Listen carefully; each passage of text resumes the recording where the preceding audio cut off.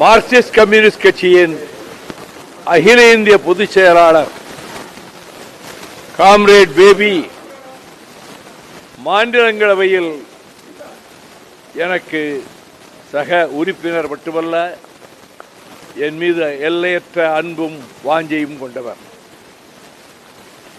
அண்மையில் நான் திருவனந்தபுரம் சென்று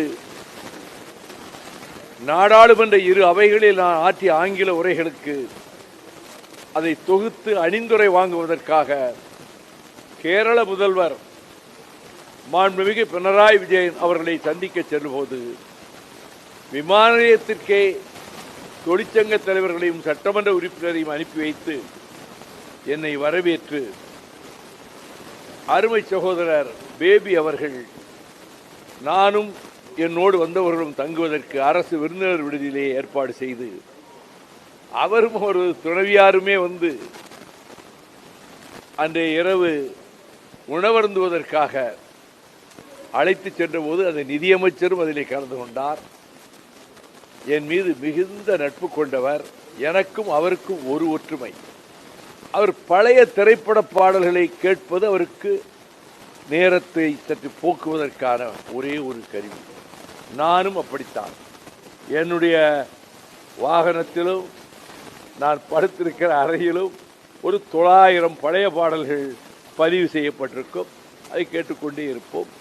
இப்பொழுது அவரோடு உணவருந்தும் போது கூட அவருடனே நான் கேட்ட பாடல்களை திருவிளையாடல், பாவ மன்னிப்பு, பாசமலர், பழைய படம் எல்லா பாட்டையும் எடுத்து போட்டார்.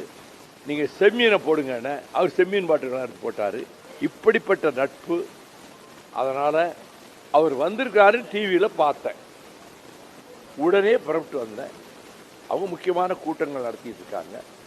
அவரை சந்தித்து ஒரு பொன்னாடை ஊற்றிட்டு ஒரு புகைப்படம் எடுத்துக்கொண்டு அவருடைய பணிகள் தொடரட்டும்.